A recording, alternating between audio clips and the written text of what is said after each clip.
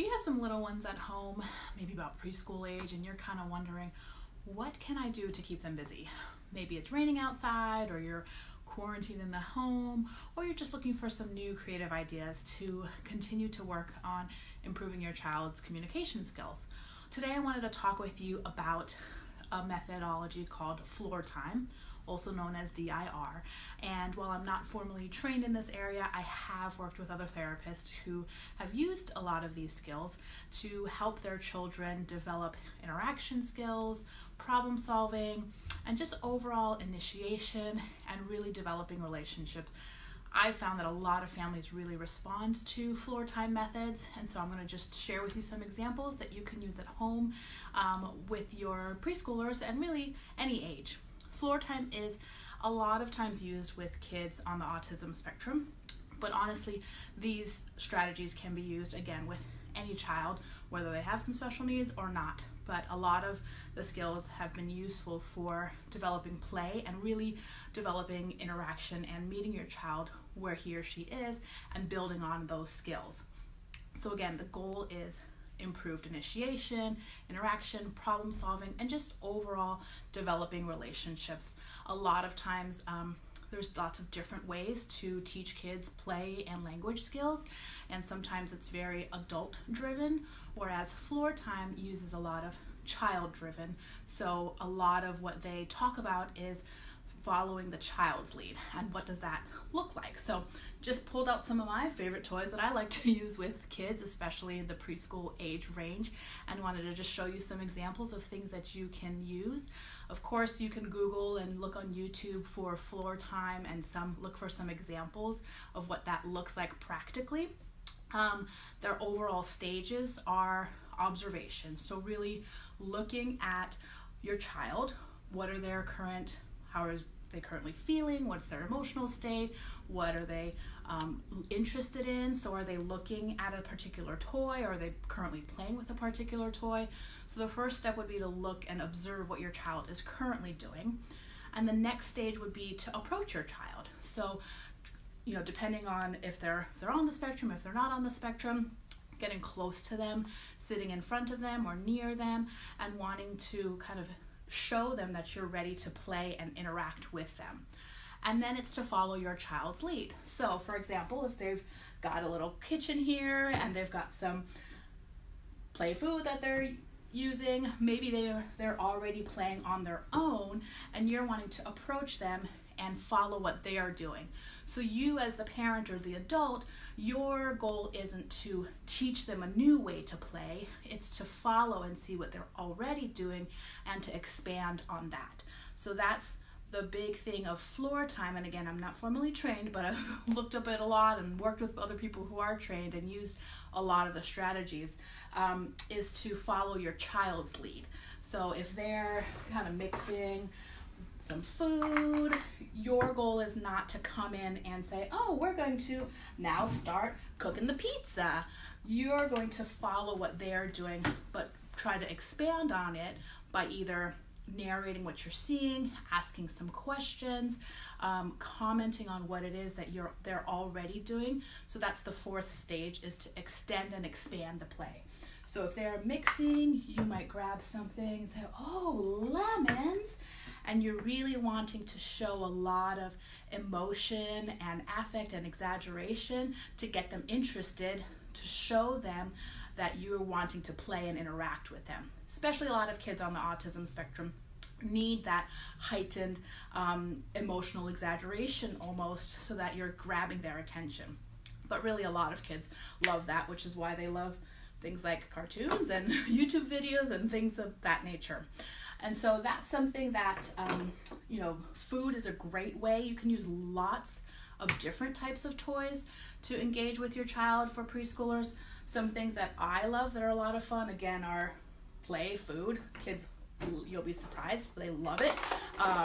They have these little picnic baskets and you can start to pretend and say, a cupcake, yum.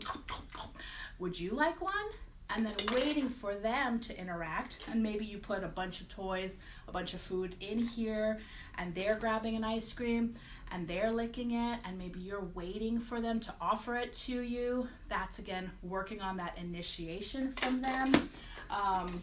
We love to keep our toys in little containers, whether it's a toy basket like this, or a Tupperware container with a plastic lid, or even we use a lot of Ziploc bags that have ways for them to open it. So again, part of floor time is also to see how your child interacts with problem solving. So how do they, if they've got a bag that's closed and they can't quite figure it out, what are they going to do with that information in that situation?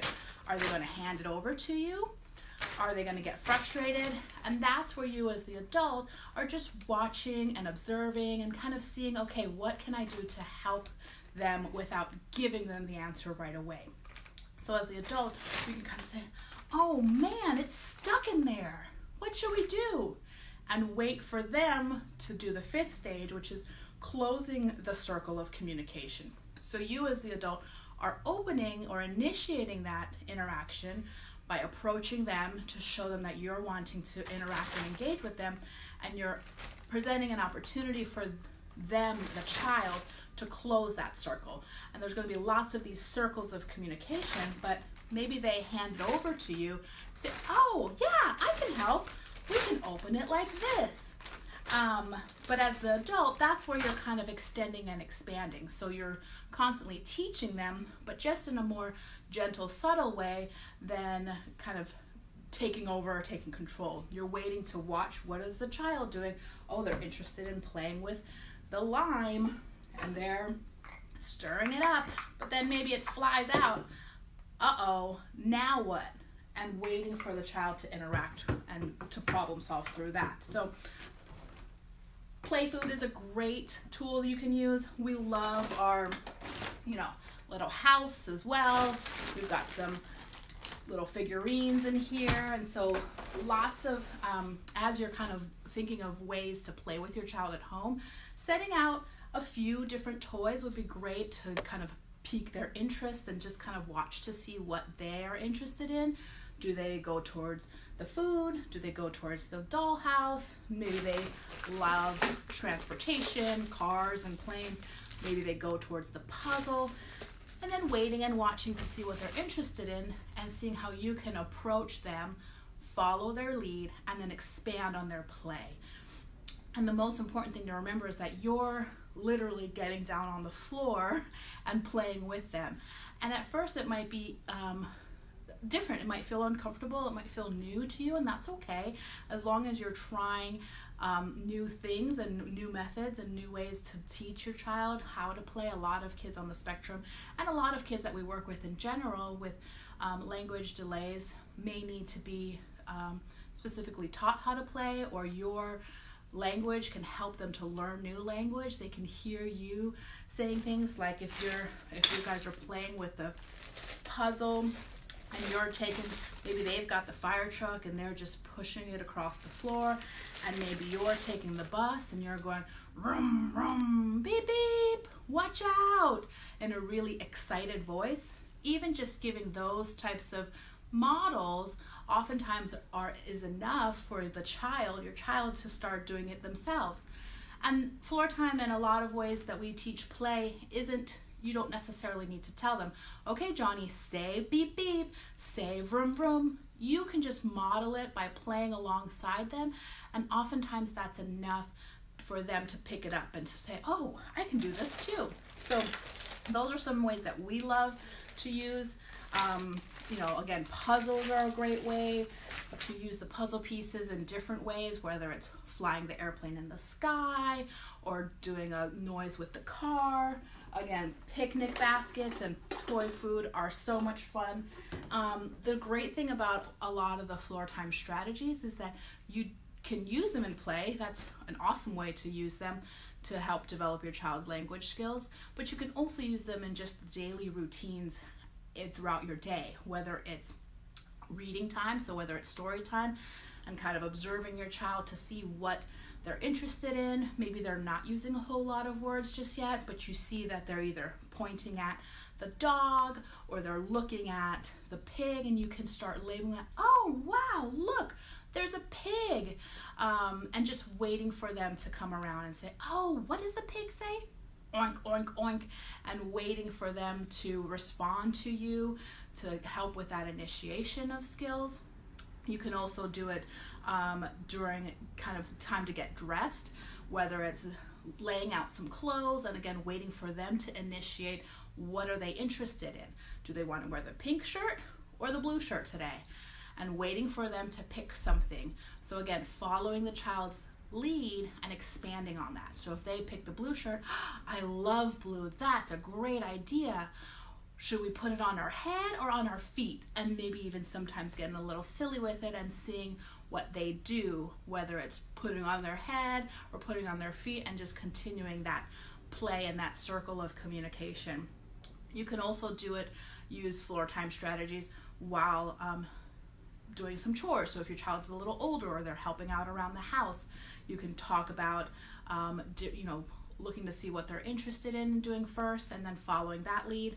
Or even if you're doing some meal prep, so say it's dinner time or lunchtime and you're allowing, wanting them to help participate, seeing what they're interested in, and then expanding on that. So those are for a little older kids, but just know that a lot of the strategies can be used throughout the day to help your child initiate, problem solve. So again, I know this was a quick overview, but just some ideas that you can use at home for either preschoolers or really any age. You can also look up, Google floor time, or see some YouTube videos on it to give you a better idea of how those strategies can be used to not necessarily, again, it's not an adult directed. We're not telling the child what to play or how to play. We're watching and observing them to see what they're interested in and following their lead and expanding and extending off of that. So hopefully that was helpful for you guys. If you've ever used floor time, whether it's in therapy or you've seen someone do it and you have some suggestions that could help other parents, feel free to drop a comment below and we will see you real soon. Take care. Bye-bye.